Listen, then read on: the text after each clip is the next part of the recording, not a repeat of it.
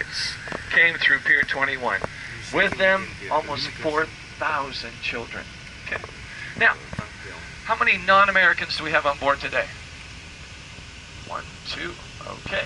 Now, for you Americans, some guy named Mario Andretti, have you heard of him? Yeah. A couple of years ago, I'm watching a television program, and they're interviewing this guy. I guess he must be selling somebody's tires. I don't know. But they said, well, you probably haven't been to Halifax before. And he said, yes, I have. I remember it well. It was 1956. I was 9 years of age. My parents came through Pier 21 on their way to the United States of America. So not only Canadians came through here, or potential Canadians, potential Americans as well. Now, as we head along, as I say, we're going to be stopping very shortly, about 10 minutes from now, at the beautiful public gardens, and we'll have a walk through the public gardens, and then we'll head to Peggy's Cove, and then from Peggy's Cove, we're back into the city, where you're going to have a little over an hour as a walkabout lunch in the core of our city, and then we'll head out to the Fairview Lawn Cemetery, which is home to 121 victims of the Titanic. Now, over on the right-hand side, as you look over there, you're looking at Seaport Farmers Market, and just beyond that, the first statue of note that you're going to see in the city, gentleman with his hand on his hip. I always thought he was a Brit, but he was born and raised here in Halifax. That is Samuel Kennard, and Samuel Kennard passed away in the UK. Samuel Kennard, 176 years ago, started the first international mail service. It left Liverpool, came to Halifax, and then on to Boston. Samuel Kennard, well, we're home to the Queen Mary three times this year. It was just in just a couple of days ago. Now, Halifax is the capital city of Nova Scotia, and Nova Scotia in Latin means New Scotland. I'd like to thank the couple of ladies that made mention of my attire, and one gentleman that mentioned skirt. Excuse me. Girls wear skirts and guys wear kilts, right? And if you tell a guy he's wearing a skirt, you might get killed. So just keep that in mind, okay? And I know I'm going to get it. I haven't got it today yet. Boxers or briefs, commando, whatever the situation is. Now, some guys, when they're asked that, they'll say, well, shoes and socks are worn underneath my kilts. My answer is simply this: nothing is worn under the kilt. Everything is in fine working order. Second statue of note coming up on the right-hand side. This is Edward Cornwallis. Edward Cornwallis came here. He was our founder, 1749. Came here with 2,500 settlers and military on board 12 ships. Edward Cornwallis is looking out to sea. He was not a happy camper. When Edward Cornwallis came here, well, the French were already here. And of course, the Mi'kmaq had been here for thousands of years. And the French asked the Mi'kmaq to scalp the Brits. Well, they proceeded to scalp the Brits. Cornwallis turned it around, said, we're going to scalp the Mi'kmaq. So they proceeded to scalp the Mi'kmaq. Sad part of the story is that Edward Cornwallis, well, oh, by the way, I'm a retired high school physical education teacher, and hopefully by the time this is over, you'll know I'm not a dumb jock, okay? But the first school I taught at, the name of that school was named after Cornwallis. 4 years ago, they took his name off there because of what he had done to the native population, and it's now called boring old Halifax Central. So what can I say?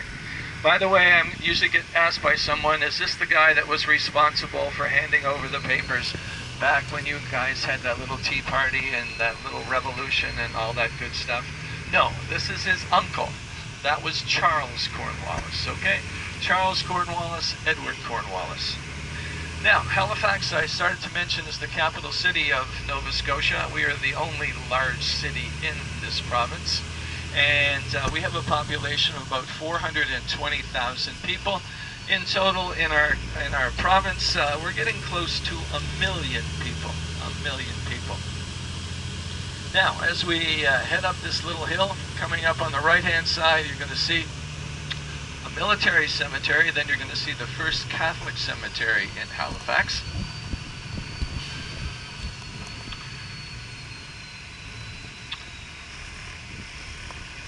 Now, as I mentioned, Cornwallis came here, the French were already here, and of course French are Catholic for the most part, Roman Catholic, and just beyond this smaller military museum, you're going to see Our Lady of Sorrows Chapel on Holy Cross Cemetery.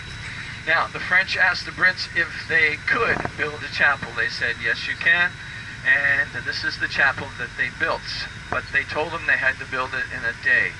1,200 people showed up to build this chapel that you see, and I don't believe this part of the story, even though 1/4 of me is Irish. The other quarter is Scottish, and the other half is Brit. But some of the Irish that were here, some of the Irish young men that were here to build this, thought they'd been brought here under false pretenses. Like I said, I don't believe this part. They thought they'd been brought here to build a pub. No, no. Edward Cornwallis, founder, first Catholic cemetery that you see here. And I'm going to mention one person that is interred here, and his name is Sir John David Thompson. Now, Sir John David Thompson was the first Catholic to be Prime Minister of Canada. Now, that was about 75 years before the United States of America had their first and only Catholic president, and we all know who that was. Sir John David Thompson was sent to England to be knighted by Queen Victoria. Shortly after being knighted, he passed away. He was brought back to Halifax on a battleship that was painted black. He was the founder of the law school at Dalhousie University, and if we'd made a left-hand turn, we would have gone up University Avenue. Dalhousie is the largest university in Atlantic Canada, has an enrollment of around 18,000. In the immediate area, we have a lot of universities. We have about 7 universities in the Halifax area. Park across the way to the left here, that is Victoria Park, named after Queen Victoria, and I used to say the longest reigning monarch, but as of last year, it's no longer Queen Victoria. It is Queen Elizabeth. And if you look out to your left as we make the turn, you'll see a statue. That statue is of Robbie Burns, the ploughman's poet. Robbie Burns, what can we say? Died at the age of 39, most famous of the Scottish poets. And here we are. We're at the beautiful public gardens. And we're going to stop here and we're going to go for a walk. And we are not going to come back to where the bus drops us. We are going to go across the gardens. So please, we're going to stay together.